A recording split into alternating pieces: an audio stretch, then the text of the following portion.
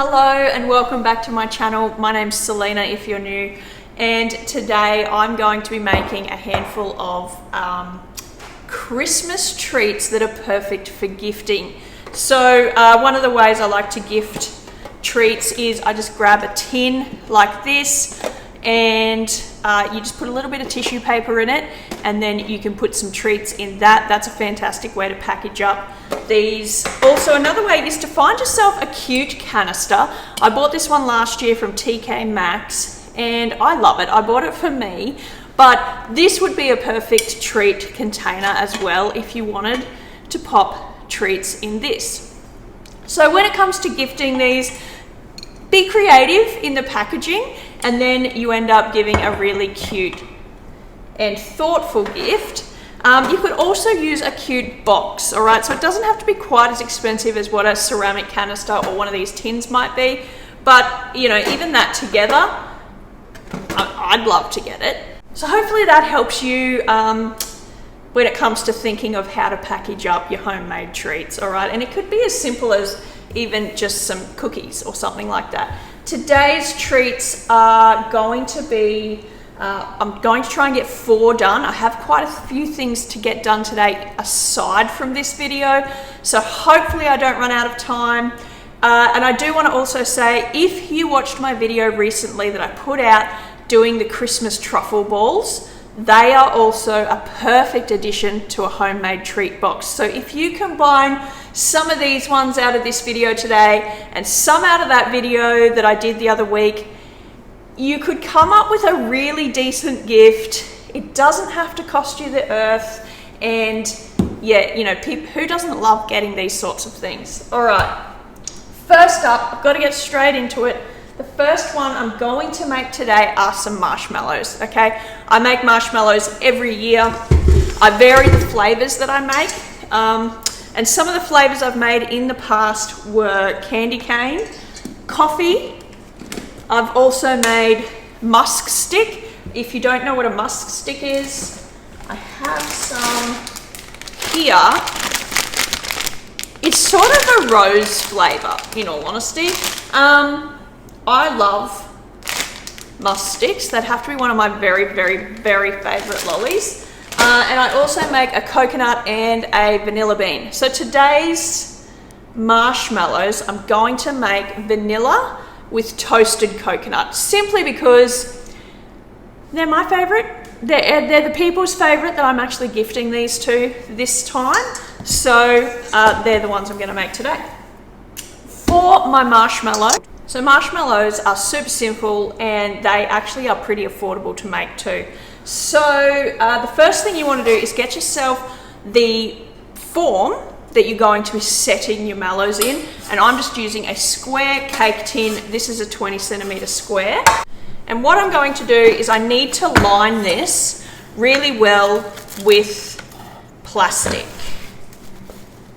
Okay, plastic wrap. You could probably use other kitchen wraps. I don't. I've always just used plastic, so that is up to you. And probably one of those silicone molds would even work as well. Again, I haven't used them, so I'm not going to recommend them.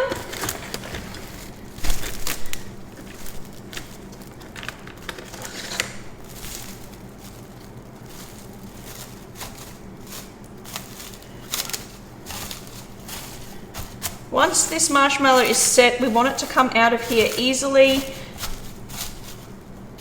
So push down into your corners, get it nice and as smooth as you can, just like that. Set that to the side.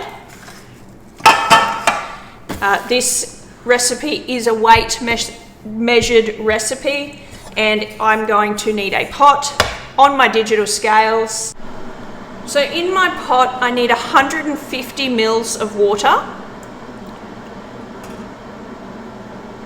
All right, and then I want 500 grams of sugar. I'm using raw sugar today.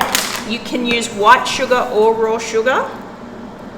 I like the color and the flavor that I get out of the raw sugar. So 500 grams of sugar to 150 mils of water.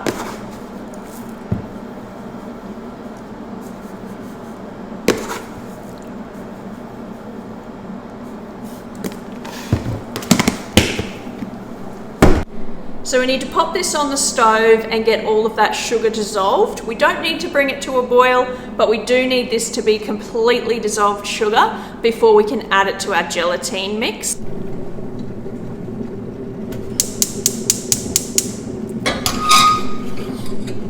You can hear the kettle is boiling, it's ready, so now we can just make our gelatine mix. So I've got the kettle. Now there's nothing in this cup now, okay, it's empty. There was a couple of drops of water, but it's empty. To that, we want to add another 150 mils of our boiling water.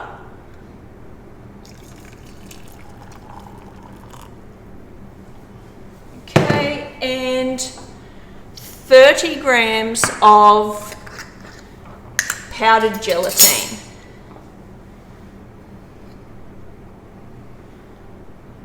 Just sprinkle it over your water. We need to get this dissolved.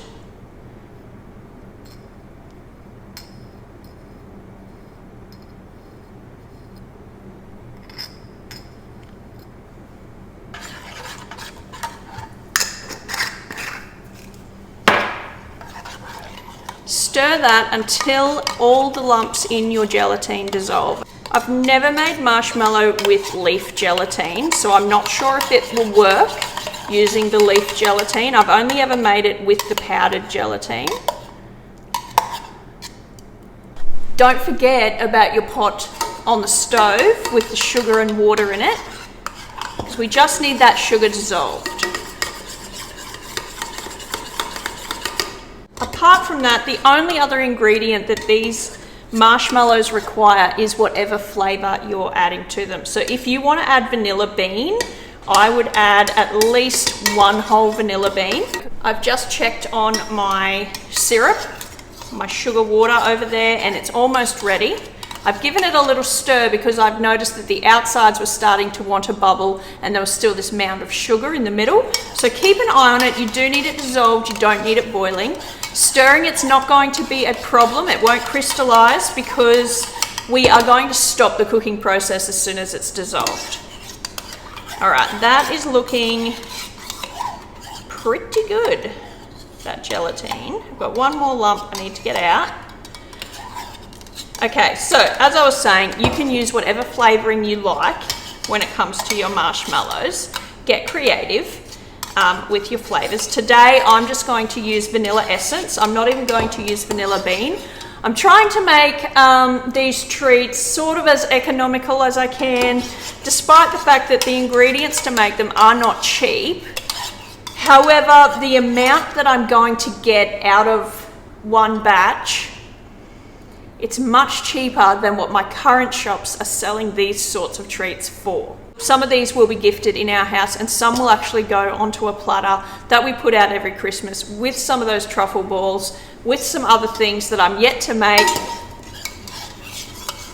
So yeah, all right, that is looking pretty good. We're pretty much lump free. So I'm just gonna go double check on that syrup. So my syrup is just starting to come to a boil, but you can see all my sugar is dissolved. It has this beautiful light caramel color, and that's because I used the raw sugar. All right, if I'd used white sugar, this would be clear. So here is our syrup, here is our gelatine mix. And now all we need to do is start whisking these together in a stand mixer. So I've got my KitchenAid here with a whisk attachment, and I'm just going to pop my gelatine mixture in.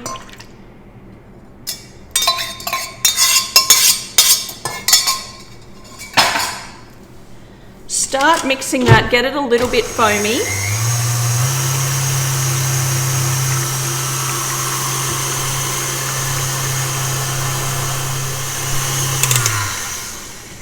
So my mixture is nice and foamy, and what I'm going to do is just start drizzling in my sugar syrup, all right? Keeping it moving as I go.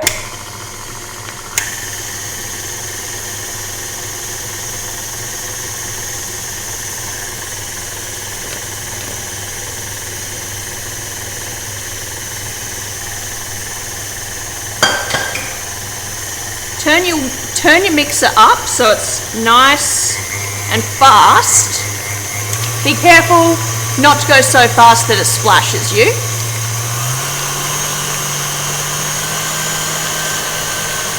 So your marshmallow is going to take about 10 minutes beating away like this, okay? And while that's happening, I have pre-measured out my vanilla, and I've got 2 teaspoons today because I want some real vanilla flavor coming through.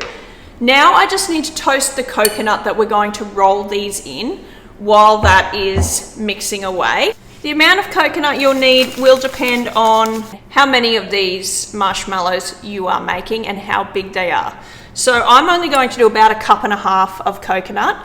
I'm going to put this in the microwave for 1 minute, then give it a stir, and every 30 seconds after that I will do 30-second intervals in the microwave. And after every 30-second interval I just stir it until I start to get the coconut toasting. You don't want to burn your coconut, and it does burn really quickly once it starts toasting. But I find doing that first minute is enough to start getting the oils moving in the coconut, and then if you stir it after every 30 seconds from there, it doesn't take very long. It's maybe 1.5 minutes, sometimes 2 minutes, depending on your coconut and your microwave, and yeah, then we will have some toasted coconut. So my marshmallow has fluffed up beautifully. Okay, you can see it falling off the whisk, and it's still too soft to pipe it if you were wanting to make piped marshmallow, but this is going to set beautifully. So what we need to do now is add our vanilla or whatever flavor you're using and give that another good whisk.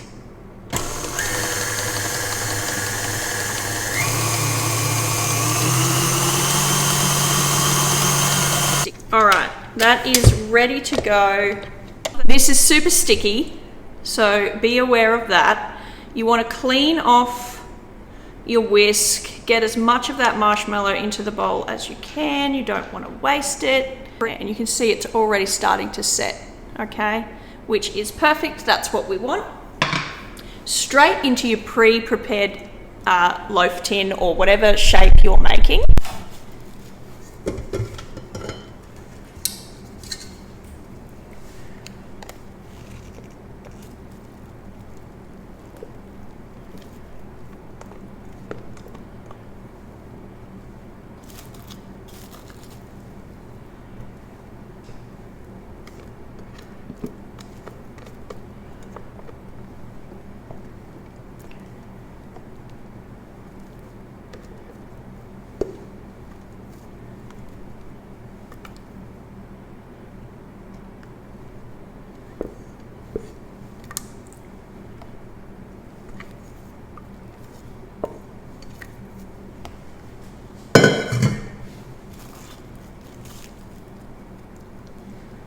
Smooth that out as best you can.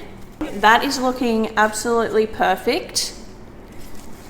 Set this aside. So what I'm going to do is just wrap some cling wrap over the top, and trust me, you won't have any trouble finding someone to clean that for you. It's delicious and vanilla-y, very sweet, but seriously, if you have never made your own marshmallows, give it a try. I'm going to set some plastic wrap over this. I don't want it to touch the marshmallow, so I'm going to do it firm over the top.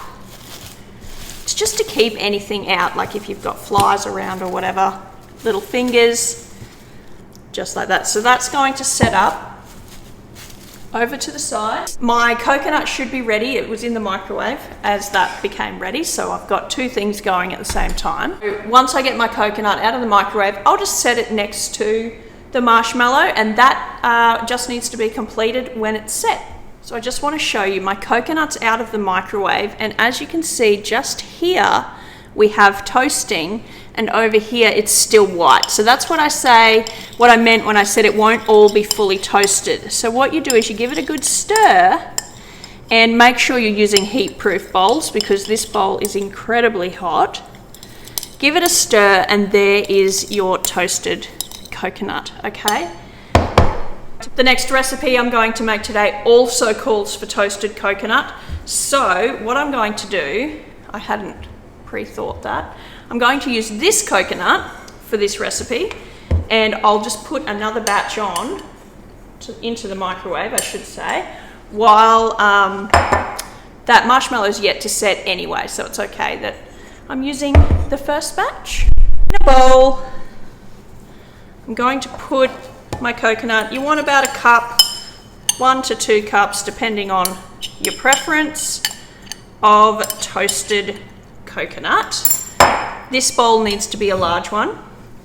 I'll just get some more coconut toasting and come back. So the second treat that I'm making today is going to be Rocky Road. I just don't think Christmas is complete without some Rocky Road. So what I put in my Rocky Road varies from year to year, and based on what I can get my hands on, what I can afford at the time, but there's a couple of things that I always try to make sure I've got. One is some kind of lollies. Clinkers musk stick this year is what we'll be using. Sometimes you can get like a mixed Christmas bag. They work well. Also, another lolly that we like to use are the little raspberry juby things. Okay, I couldn't get those yesterday when I did pick up what I needed for this recipe. So musk sticks it is. You'll also need chocolate. And I'm using Aldi chocolate because I find it melts really nice. And it also is quite a nice tasting chocolate. So Aldi chocolate. I've also got a little bit of extra dark chocolate I'm going to use. Rocky Road wouldn't be complete without marshmallows, so we've got a bag of marshmallows, Turkish Delight, and some biscuits of some kind. So some years I'll use Oreo cookies, and I find that they are really nice, and then other years I'll use different biscuits. I also normally put nuts in here of some kind. Peanuts are pretty popular. However, for this batch, it will be shared with people who have a nut allergy. So mine will consist of a coconut, the biscuits, the chocolates, and the lolly. In place of the nuts, I'm going to put just some rice bubbles, okay? So you can either add them as well as nuts or, instead of. So it's really simple. In a large bowl, I'm just going to put some of these bits and pieces together and give them a good mix. In a separate bowl, a heat-proof one, I need to melt my chocolate. And I always use at least 2 blocks of milk chocolate for this, simply because we prefer milk chocolate to dark when it comes to Rocky Road. But today I'm going to add what I have of dark chocolate, or a little bit of it, just for a little extra. Okay, so I'm not going to add this whole block, I'll use half of it, and it will just darken up the chocolate color a little bit. So that's an extra half, so that's 2.5 blocks of chocolate. Pop that in the microwave or heat it over a double boiler, which is a saucepan with water in it, and you would sit this over the top until your chocolate melts. Another great way to melt chocolate is actually in your slow cooker, and you won't risk burning it that way either. So you need to pick the method that works best for you. I'm pretty confident that I don't burn it very often when I use the microwave, so as long as today is not the day we make an example of Selena, I'm going to pop that in the microwave for about a minute, give it a stir, and then again 30-second intervals until we are well melted. While that's happening, we're going to get the rest of our ingredients into our large bowl. My chocolate is melted. I'm just going to give that a stir and set it to the side while we make up the rest of the Rocky Road. So any lumpy bits will melt down while we're waiting. And I'm just going to leave that over here to the side. In my bowl, I have my toasted coconut. To my toasted coconut, I want to add my rice bubbles or nuts. And I'm going to go with about 1.5 cups because that's what I would add if I was adding peanuts, all right? Then it's up to you if you're going to cut your marshmallows I'm not going to. Just going to dump a whole bag in there. That is a 280 gram bag. I won't use all the musk sticks, but I'll use half. And these I will chop.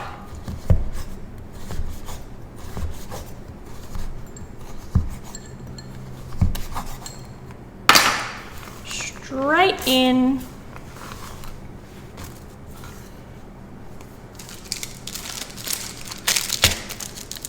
Hopefully we haven't melted. Turkish Delights.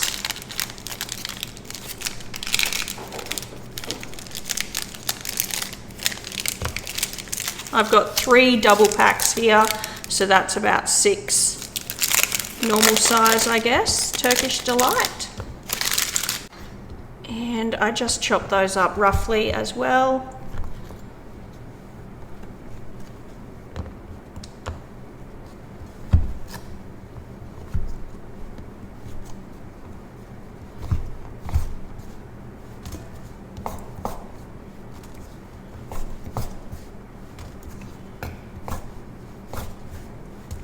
If you don't like brown chocolate or milk chocolate and you wanted to use white chocolate, by all means you can make a white chocolate Rocky Road. I just want to separate those because they're sticky, and I don't just want one whole piece of my Rocky Road to be Turkish Delight.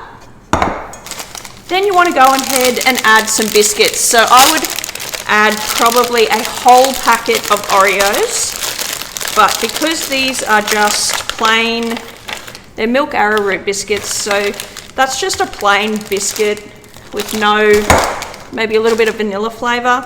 And I'm just going to break them up into pieces.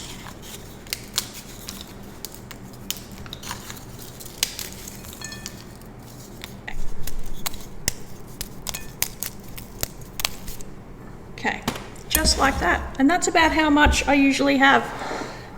A large bowl of bits and pieces that we're then going to completely coat in our chocolate. You will need to prepare your dish or your pan depending on what you're going to set this in.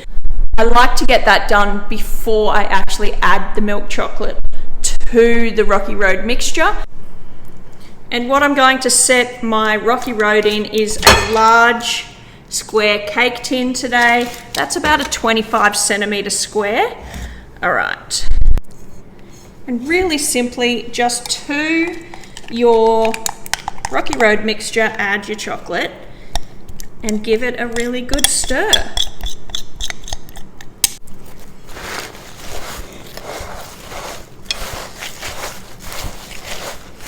You want to make sure everything is coated in the chocolate.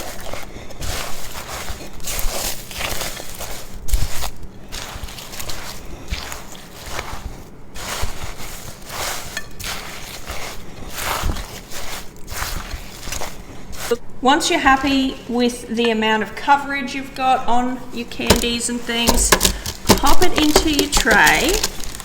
Don't worry that it looks like it needs more chocolate. That's what the white chocolate's for. Down.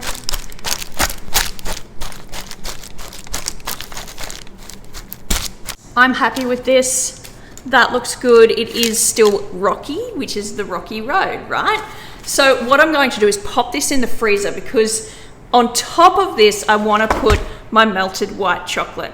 I'm not going to melt the white chocolate until I'm actually ready to finish the dish off, but that is going to be incredible. So you saw how simple that was, right? Into the fridge or the freezer just to set up that chocolate. So my Rocky Road is in the freezer setting up. My marshmallows are still setting over there, as you can see, and I've got some coconut with them ready to go. The next dish I want to make is cherry ripe slice. So for the cherry ripe slice, you're going to need some chocolate ripple or some plain chocolate biscuits. I still have some here from when I was baking chocolate ripple biscuits. And if you would like to see how I make my own chocolate ripple cookies or biscuits, which look like this, you can find that video in probably my Everything Christmas playlist, and I will try and link it to this one as well. So we want about 200 grams of the biscuit crumbs. So I've got my kitchen machine here with no blade. Lucky I showed you. There's my blade, pop that in there. And I want about 200 grams of these biscuits, okay? This machine has a scale on it. If you don't have one of these machines, you can use scales, or if you're buying the biscuits, it's about 1 packet, okay? So about 200, sometimes 250, depending on whatever the packet is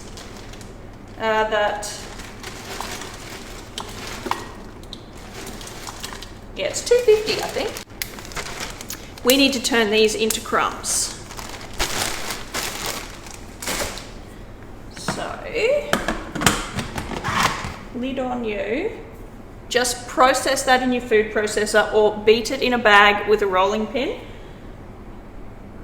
until you have fine crumbs. So my biscuits are ready to go. The texture of sand is what you're looking for. There. Okay, straight into a large bowl. And to that, we want to add about 2.5 tablespoons of melted butter.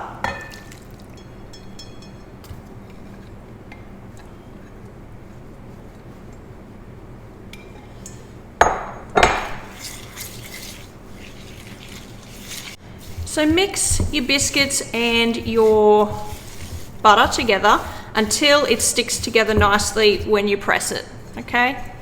Like that. And all we need to do is pop this into a slice tray. I'm going to make this slice straight into this container here. So what I've done, which is the same size as a regular slice pan, okay? What I've done is line it with plastic wrap again. That's to make it easier for when I need to take it out and cut it up, all right? Because this is a no-bake slice. So straight into here.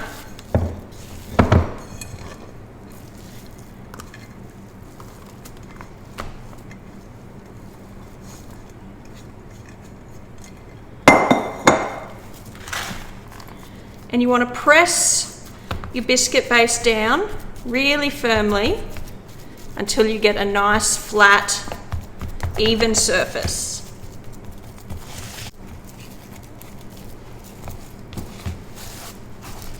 Once you're happy with that, pop that in the freezer while we make the filling. To make the filling for your cherry ripe slice, it's really simple. It's 1 bag of desiccated coconut.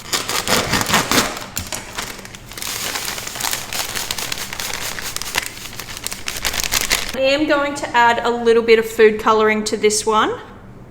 That is optional, entirely up to you. That's 1 little bit of red food colouring. We want to add 1 packet of glacé cherries, which is 150 grams.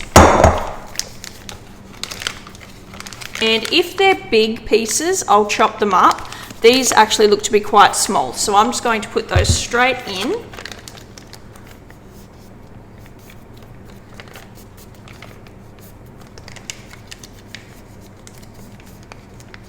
Including any juice. Always add a capful of vanilla.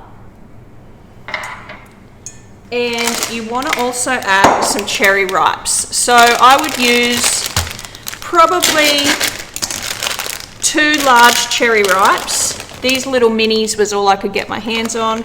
So I'm probably going to use half a packet of those. And you just want to give them a rough chop into little pieces. If you can't get your hands on cherry ripes, so if you don't have access to cherry ripes or you can't afford to add them, you don't need to add them either. The cherry ripe is just the extra little bit that makes it a cherry ripe slice. But like I said, if you can't afford them or you don't want to add them or you can't get your hands on them, you don't need to worry about that. this will still be cherry ripe slice even without the cherry ripes in it. To our coconut mixture, we're going to add a tin of condensed milk. And you want to give that all a really good stir together. Remembering we did put food colouring in our coconut, so that should start to make everything a bit pink as well as that gets mixed in.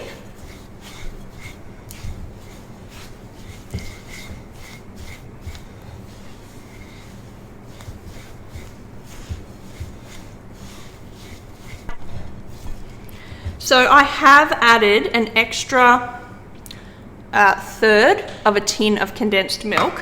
When I wrote this recipe out, I think I might have used a smaller packet of coconut. So just keep in mind, you want your end result to be quite sticky, okay? It needs to set nice and firm in the fridge. So if you do that and it feels like it's nice and set and it's rather sticky to the touch, that's the consistency you want it at. Mine was just a little bit dry, so I did add the extra bit of condensed milk. You may not need to though, so just keep an eye on that. And as you can see, only a tiny bit of pink has really coloured the coconut. It's more of a peachy colour. But yeah, so there's the colour. It's like a peachy colour. It's got the bits of cherry ripe in it. It's got plenty of bits of cherry, and that's now ready to go on our base. Our base should be set because I did put it in the freezer.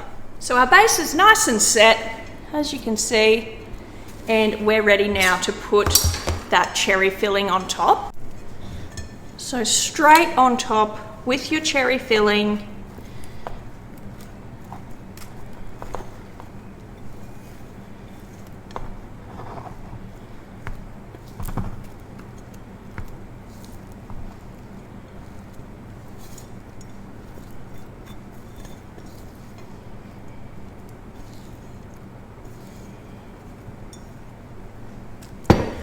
Press it down nice and firm. And now you can see why we put the plastic on here, and that was to keep everything well and truly able to come out of this slice tin when it's time to cut it up.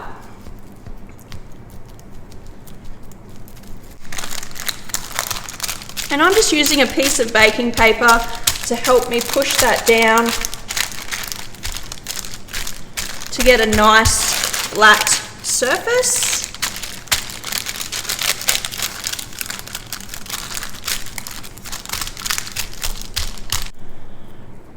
So pop that back in the freezer, and we're going to melt some chocolate to pour on top. So I've gone ahead and melted some chocolate.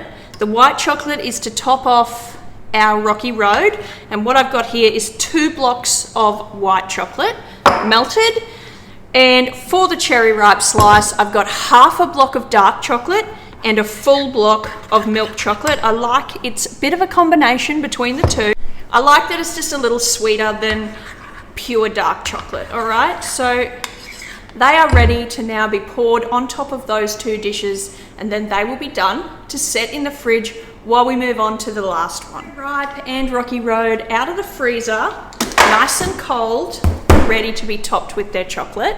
And we will do the cherry ripe first, and it's really simple.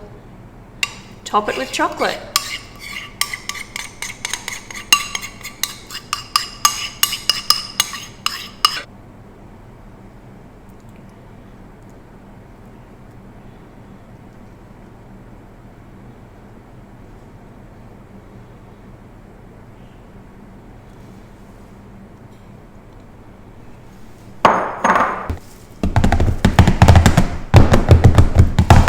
And the reason I'm tapping it is just to even out the top so that it is lovely and flat. And there we go, beautiful. If you wanted to top this with a little bit more cherry ripes or a drizzle of a pink chocolate, maybe a white chocolate coloured pink, you could do that as well. I'm just going to leave this one just as it is. I'll pop that back in the fridge and we'll move on to doing the Rocky Road. So the Rocky Road is lovely and cold. It's ready to cut now because it has fully set. But I want to finish it off with some white chocolate. And I always toss up whether I'm going to do a full bath on the top, like I did the cherry ripe, or what I'm going to do.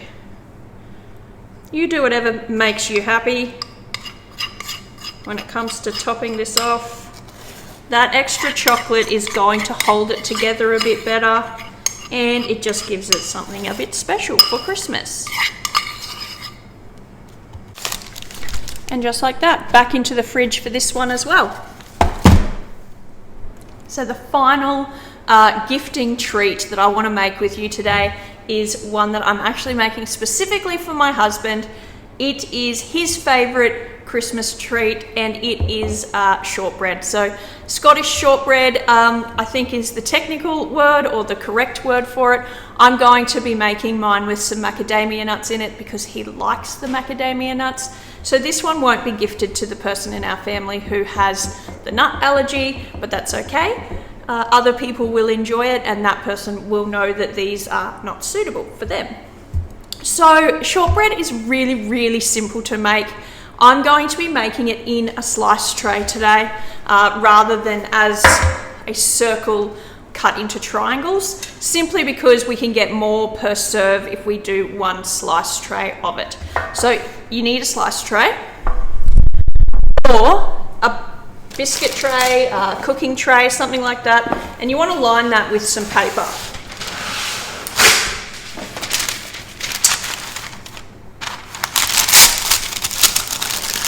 The recipe I'm making today will make 2 circular Scottish shortbreads if you're wanting to make it the traditional sort of shape.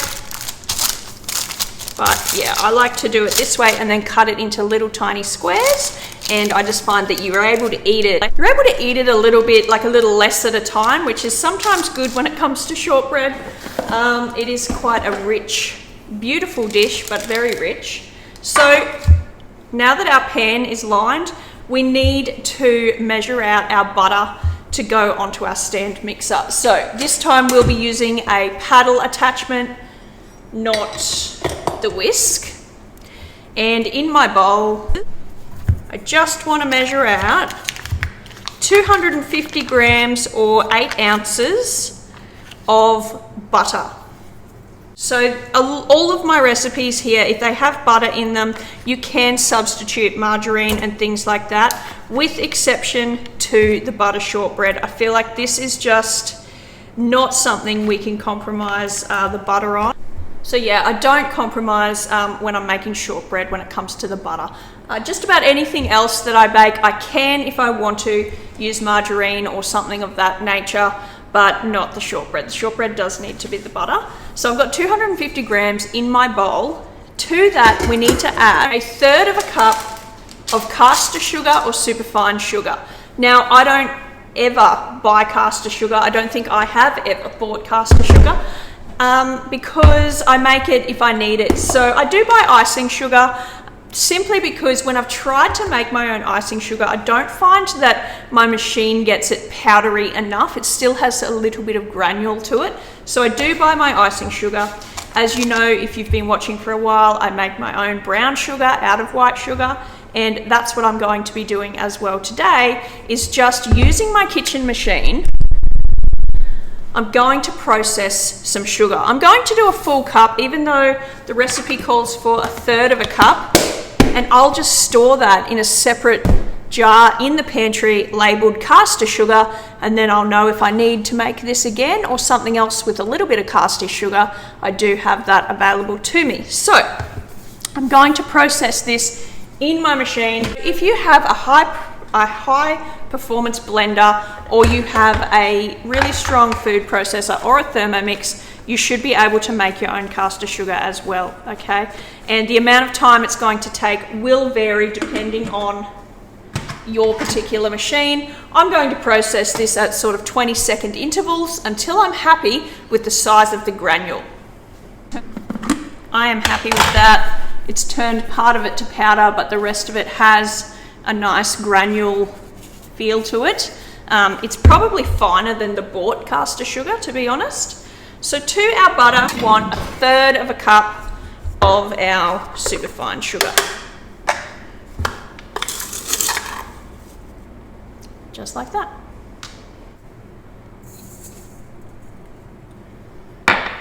I'm going to turn this on now and let the butter and the sugar combine while I get the rest of my ingredients ready. Our butter and sugar has creamed together nicely. So now we're just going to measure out our plain flour and our rice flour.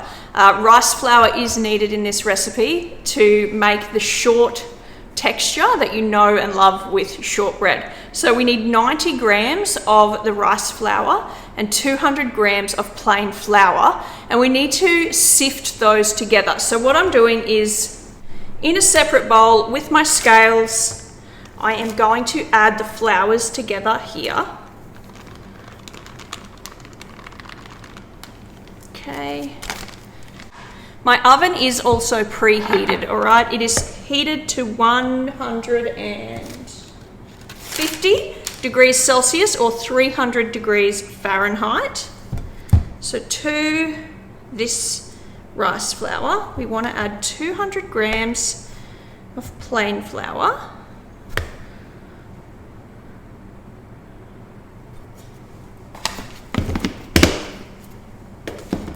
And then I'm just going to use a separate bowl to give these a nice sift together.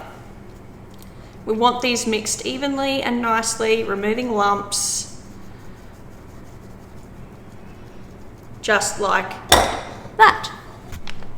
Before I start adding my flour, I'm going to just chop up some macadamia nuts here. Because I am adding macadamia nuts to this shortbread, I want to make it a little bit more special, a little bit more fancy than traditional shortbread. And this is something special for my husband, so he will get the yummy macadamia nut. So I've got about a cup of my macadamia nuts. If you want to substitute for a different nut, by all means you can, or you can just leave them out altogether. So I've just scraped the bowl down with the butter and the sugar. I'm going to let that beat just a little while longer before I start adding my flour mixture. I'm going to add the flour mixture just a big spoonful at a time, allowing the butter to mix it in well between each addition. So as you can see, my butter is lovely and creamy. The sugar's not completely dissolved, but that is okay. I am ready to start adding our flour mixture.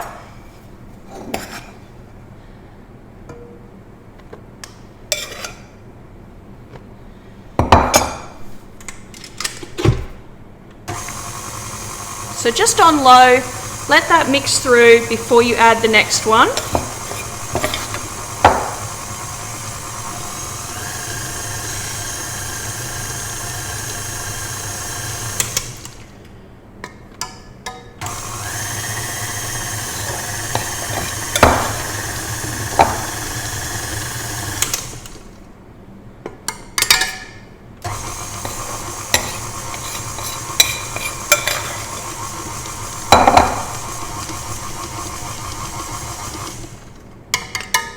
So before I add what was left, there's only about 1 scoop left of flour. I'm going to add my nuts now.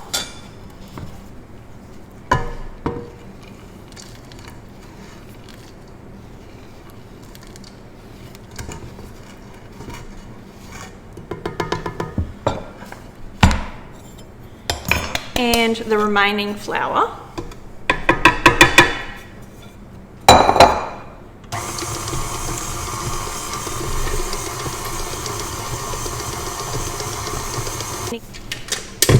Beautifully well combined. Everything is ready now to go straight into our tin. Move these out of the way.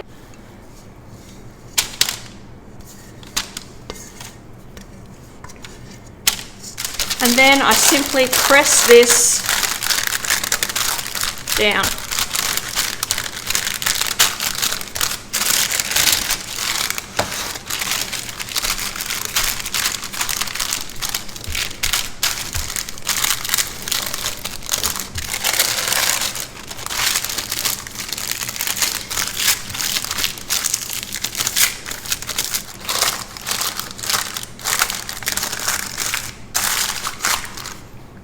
If you want to score this now, you can, just like you would if you were making the circular style of shortbread. And I'm not cutting all the way through, I am just doing a score through the top.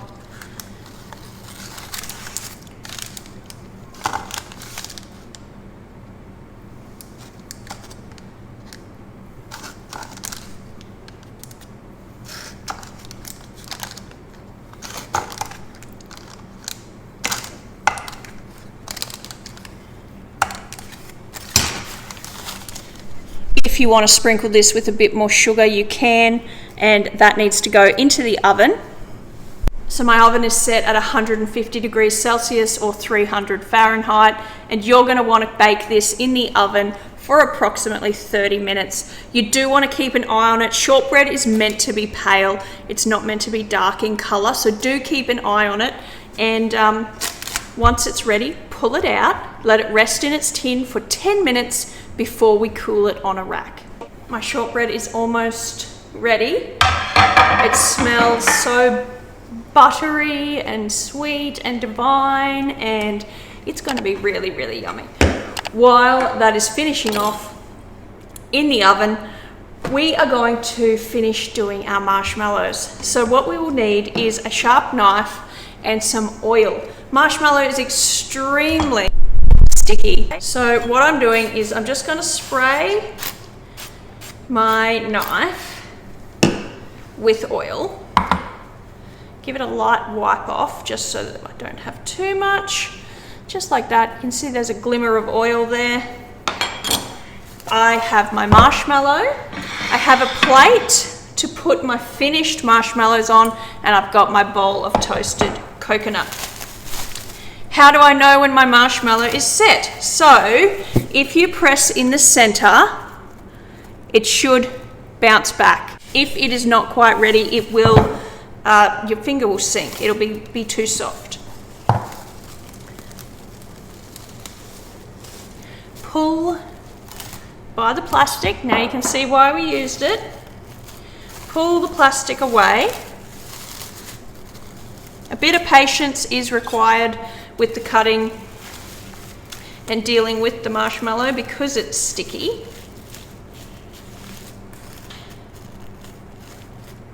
And I'm just using the knife to help me peel off my plastic layer.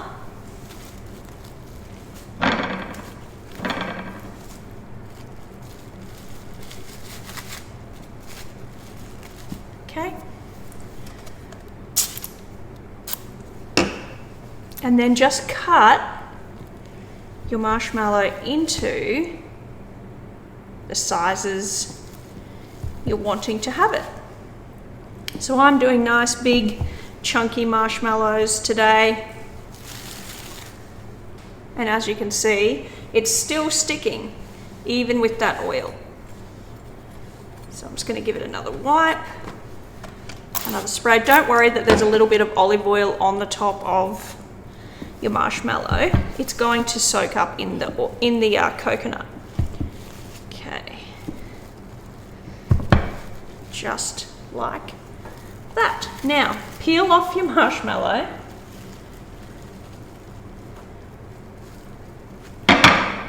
and put it straight in your coconut and completely coat all sides. Now, if you're not wanting to toss these in coconut because you're making a different flavor or you don't like coconut, you can also toss them in some corn flour or some icing sugar mixed with corn flour if you like. But there we go, beautifully toasted marshmallow. That one's now not sticky at all.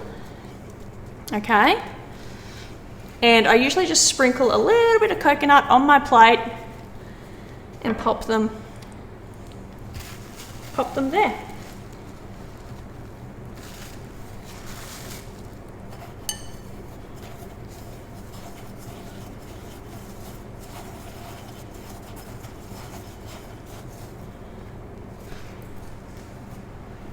And simply just keep going.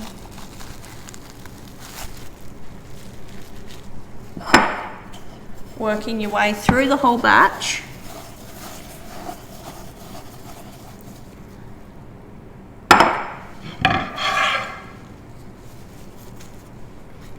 just like that. So I'll keep dusting these or rolling these in their coconut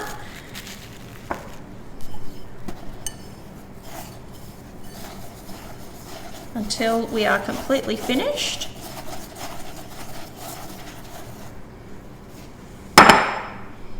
So there we have it.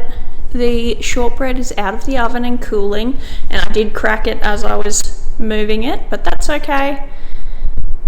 Cherry ripe slice, ready to be cut fully through. There's a gifting idea for some of the marshmallows. All the marshmallows are now coated in coconut, and our delicious Rocky Road ready to be cut up as well.